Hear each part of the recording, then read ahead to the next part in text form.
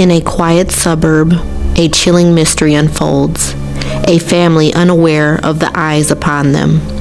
This is the story of the Watcher, a case that leaves you wondering, how well do you really know your neighbors? Welcome to Cinnamon Babe Horror Stories. Hey guys, so today's story kind of personally bothers me because it involves a family getting bothered by a weirdo at the peak of their life when they get to enjoy the American dream. So yeah, let's get into it. So in June 2014, Derek and Maria Broaddus bought their dream home in Westfield, New Jersey. Now, Westfield, New Jersey is a beautiful suburb with gorgeous homes, and it basically is like the dream neighborhood for families. So the couple had 3 children, and they were excited to start their new lives in the $1.4 million home. The 6-bedroom home was located 657 Boulevard, and it was just a couple blocks away from the home that Maria grew up in. So Derek, her husband, grew up in a middle-class family in Maine, and he climbed the corporate ladder of an insurance company in Manhattan, and he became very successful. So the family seemed to have the dream life. They had the success, they had the beautiful family, the beautiful children, and they finally could afford the home of their dream, the house that was supposed to be their forever home. That is until 3 days after they closed on the house. So along with regular bills in the mailbox, Derek found an envelope that was distinctive. It had dark black chunky letters on it that was handwritten, and it basically was addressed to the new owners. Inside the letter, everything was typed, and the letter reads as follows. Dearest new neighbor at 657 Boulevard, allow me to welcome you to the new neighborhood. How did you end up here? Did 657 Boulevard call to you with its force within? 657 Boulevard has been the subject of my family for decades, and as it approaches its 110th birthday, I have been put in charge of watching and waiting for its second coming. My grandfather watched the house in the 1920s, and my father watched the house in the 1960s. It is now my time. Do you know the history of the house? Do you know what lies within the walls of 657 Boulevard? Why are you here? I will find out. So the letter continues on and says that whoever wrote the letter knows about the construction that's been going on, and it also knows about the family's Honda minivan. I see already that you have flooded 657 Boulevard with contractors so that they can destroy the house as it was supposed to be. Tusk, tusk, tusk. Bad move. You don't want to make 657 Boulevard unhappy. You have children. I have seen them. So far, I think there are 3 that I have counted. Are there more on the way? Do you need to fill the house with the young blood I've requested? Better for me. Was your old house too small for the growing family? Or was it greed to bring me your children? Once I know their names, I will call to them and draw them to me. So the couple had 3 children, like I said, and their ages were 5, 8, and 10. So of course, the envelope didn't have a return address, so there was no way of knowing who was writing this ridiculously creepy letter. The letter goes on to say, Who am I? There are hundreds and hundreds of cars that drive by 657 Boulevard each day. Maybe I am in one. Look at all the windows you can see from 657 Boulevard. Maybe I am in one. Look out any of the many windows in 657 Boulevard at all the people who stroll by each day. Maybe I am one. Welcome, my friends, welcome. Let the party begin. Signed and typed cursive, The Watcher. So after reading the letter, Derek immediately turned all the lights off in the house and called the cops. When the cop arrived, he read the letter and he was like, what the is this? And he goes on to ask Derek, do you have any enemies? Is there a possibility someone's like, pranking you? Basically, do you have any idea who could be doing this? I guess there was like a piece of construction that was leaned up against the house, and so the officer basically advised Derek to move it away from the house because he basically feared that whoever was doing this could throw it through the window and get in the house. So at the time, Derek was alone in the house, and his wife and kids were staying in their old house.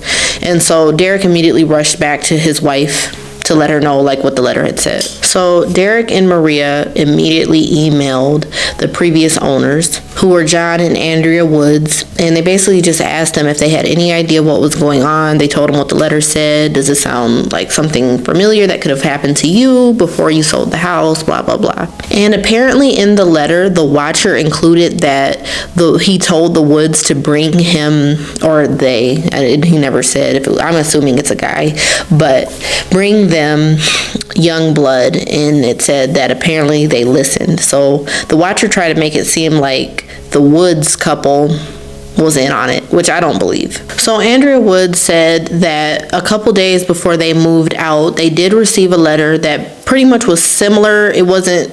I guess it wasn't full length, but it was basically saying, hey, I'm the watcher, and me and my family have been watching the home over time.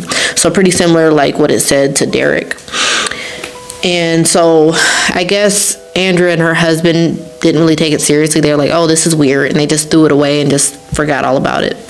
Mind you, Andrea and her husband, they never experienced anything like this in their 23 years of living in the house, and by the time that they did, like I said, it was a couple days before they had moved out, so it was no longer their problem. And I can kind of see how they could just be like, oh, that's weird, and just move the hell on and not really talk about it again. So the next day, the Woods and Derek and Maria went to the police together, and that's where they met Officer Leonard. Is it Leonard? It's either Leonard or Leonard Lugo. And basically, he just advised them to not tell anybody else about the letters. Don't tell the neighbors. Don't tell anybody in the surrounding area. Just keep it a secret, because pretty much anybody in the surrounding area could possibly be a suspect. So the coming weeks were very difficult for Derek and Maria. Derek canceled an important work trip, and they basically hadn't moved back into they basically did not move into the house yet because of the letter. Mind you, they had just bought it. The construction was going on to pretty much make the house their own. But whenever Maria was alone in the house with the children, she was very paranoid, and she kept the kids in her sight at all times. So one day, Derek gave a tour to a nearby couple of the newly renovated house, and he got freaked out because the wife of the couple or whatever said, oh, it'd be nice to have some young blood in the neighborhood. And I'm not from Jersey. I don't know anything about how people like the slang or how people talk. I know they have accents or whatever. Is that a thing? Do people just call children young blood all the time? I've heard it before. It's not weird when people say it, but I don't know. That just seems like a weird thing to say.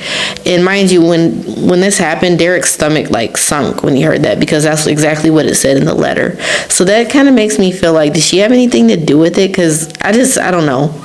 I guess maybe if she was an older lady and she just loved kids, maybe that would be something to say, because I guess older people say stuff like that. But it just seems weird. Oh, it's nice to have some young blood in the neighborhood.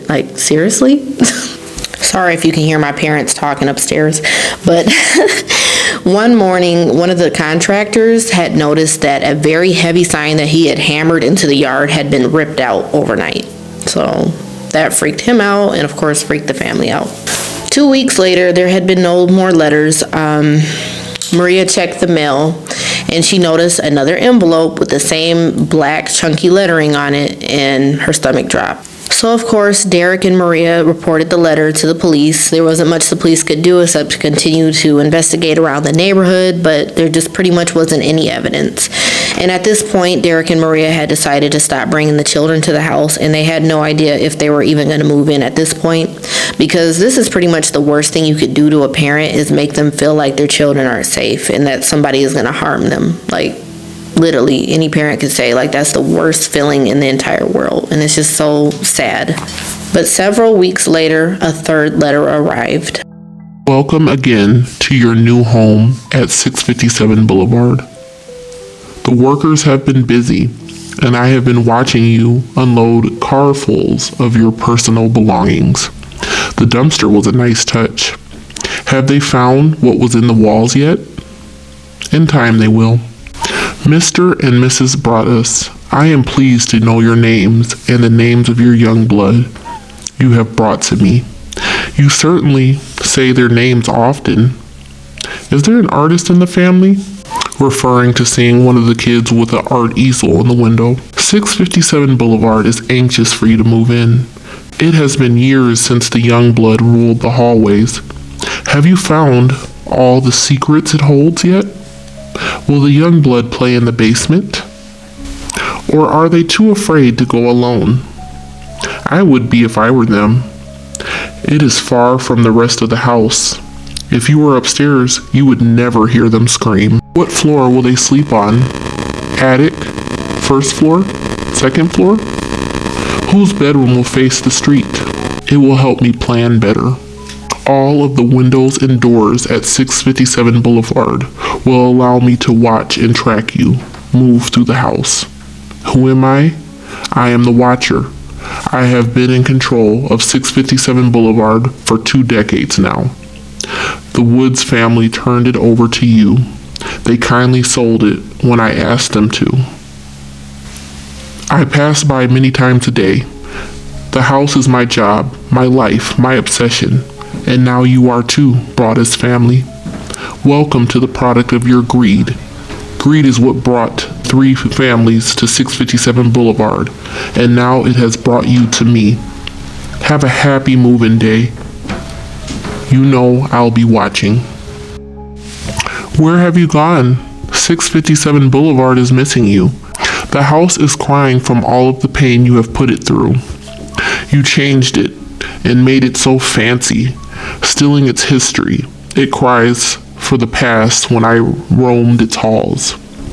The 1960s were a good time for 657 Boulevard, when I ran from room to room, imagining the life with the rich occupants there. The house was full of life and young blood. Then it got old, and so did my father. But he kept watching until he died. And now I watch and I wait for the day when the young blood will be mine again. 657 Boulevard is turning on me. It's coming after me. I don't understand why. What spell did you cast upon it? Once was my friend and now it's my enemy.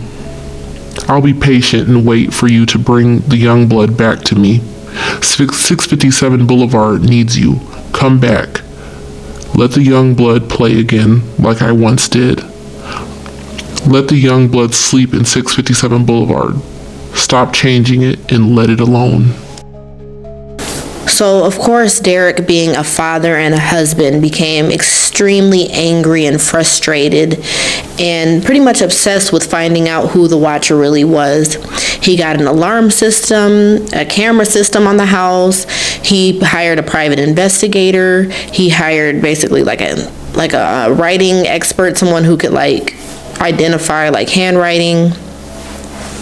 Like someone who basically can also identify the psychology in a letter. He would even crouch down at night and hide in the dark to see if anybody would walk past the house so he could catch them in the act. But this all went on without any further information. It was basically impossible to find out who was doing this. There was no evidence left behind, and the cops basically, after interviewing multiple neighbors and nearby residents, they had nothing. At the time, the family was staying at Maria's parents' house with the children, of course, and they were maintaining the monthly bills, the mortgage, the taxes, everything on the house, but they couldn't even move in because they didn't feel safe. And that is that just makes me so mad. So Derek and the investigators pretty much began to feel like paranoid that the watcher may be someone who lives very close, because some of the details that the watcher would describe about the house would take for somebody to be very close, because there was shrubbery around the house. The watcher would describe like the windows and stuff, and you couldn't really see certain things about the windows from across the street. Many of the nearby neighbors had lived there for like 60 years, 50 years, 35 years. And so they were possible suspects, because the watcher talked about how his grandfather, great-great-grandfather and all this, 1920s, his father, 1960s, had been watching the house, blah, blah, blah. So it could possibly have been a neighbor.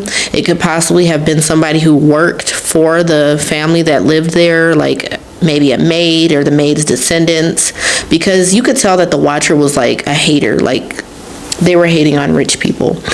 They didn't like rich people. Like, they basically looked at them as a place of privilege in order to own the house in the first place, because the house was like $1 million. Because the watcher kept talking about greed and stuff. And so it just basically left a clue that this person did not like rich people and basically wanted to punish rich people. And over the years, like from the many different owners of 657 Boulevard, there were bidding wars, and there have been history of like people who were angry that they lost bidding wars, and they like go and like torture the family that lives there, but like doing like little like petty and frustrating like pranks on the house and stuff like that. So there is a history of that happening, so that's a possibility as well. So Derek and Maria began to have nightmares every night, you know, so basically being afraid that, you know, their children were being harmed by somebody, or just basically like in their minds picturing who the watcher may be in their dreams. And it was haunting them, and it was causing them to be very frustrated and to have arguments often. And so 6 months later, the couple decided to sell the home, and they wanted to go above their original purchase price, because they invested a lot of money into the construction, the remodeling of the house. But because of what was going on with all like the investigators questioning neighbors and stuff, rumors basically swirled throughout the neighborhood, and it made it extremely difficult to sell the house. So Derek and Maria also decided to file a lawsuit against the Woods, who were the original homeowners, because they feel like the Woods should have told them about the letters. And also, Derek and Maria decided to be very transparent to possible buyers of the house about the letters, because they didn't want anybody else to go through what they went through, which I think is great. But they also need to keep in mind that the Woods didn't experience the same exact thing that they experienced. They got one letter at the end of their stay at that house. So the experience is totally different. And I don't know if the Woods had young children or what. Maybe they had adult children the whole time they lived there. So their experience is different. So I can totally see why they didn't tell anybody about that, because literally they had just sold the house and they don't know these people and they're moving out. And it was one letter. It wasn't like a history of harassment. So I don't think that they had much of a case, and I don't know if they won the case or not. So that's my opinion on that. Cops tried to fingerprint and DNA test the letters, but of course they didn't find anything. And because of the lawsuit that Derek and Maria filed, it ended up attracting media attention. And so at that point, Derek and Maria had to explain to their young children about the letters, and of course it scared the kids. So eventually, the couple was able to sell the home well under $500,000, which was way under their purchase price, which really messed them up financially. They didn't even really know where they were going to go from there. This entire ordeal inspired the Netflix series The Watcher. And it basically is a dramatized series of what happened, and of course, you know, they add a bunch of crazy stuff and probably prolonged it, and I haven't watched it yet. I do plan on watching it because it seems like really scary and interesting, and I heard it was good, but of course I heard that it was dramatized. So unfortunately, the Watcher was never found. They never found out who did it, and it remains a mystery to this day. Currently, the new homeowners that live there, they haven't experienced any like crazy letters coming in at this time, and I hope it stays that way. In many stories like this, it is common that a lot of the time the truth remains elusive. So what's your theory? Let me know down in the comments, like, what do you think really happened? Who is the watcher? Who might it be? And what was their intentions? I don't really know what to think of the watcher, like what their true intentions were. But even if they never intended on harming the family, they did anyway, because they made them feel so unsafe that they couldn't even live in the house. And I totally understand that. I don't know if I would have permanently not stayed at the house, but fear is like, especially for your kids, that is a powerful thing. And I can 100% understand them like not wanting to stay there anymore. And it just really sucks because, you know, this was supposed to be their forever home. They're supposed to be happy. And, you know, Derek, he worked really hard to get to the point where he was. And that's what a lot of, like, broke-ass people don't understand. Like, not everybody is just born with a silver spoon in their mouth. Some of these really successful people that you see worked really hard to get there, and they did not come from that type of lifestyle. So who are you to judge, you know, if they deserve it or not, or about their privilege or whatever? Just like, you could tell that person was like a self-righteous asshole and just like, you know, basically judge the world like, oh, you're rich, you don't deserve blah, blah, blah, blah. And they really need their ass whooped. Like, they need their ass whooped. Like, oh my God, I'm just so pissed off, like, that they had to move out and they had to sell the house way below like their purchase price after all the construction, trying to make the house a home. Like, I hope this person gets caught and like they get their ass whooped. Like, I really hope that. But thank you so much for watching. Like I said, comment down below what you think and stay tuned for the next video. Bye.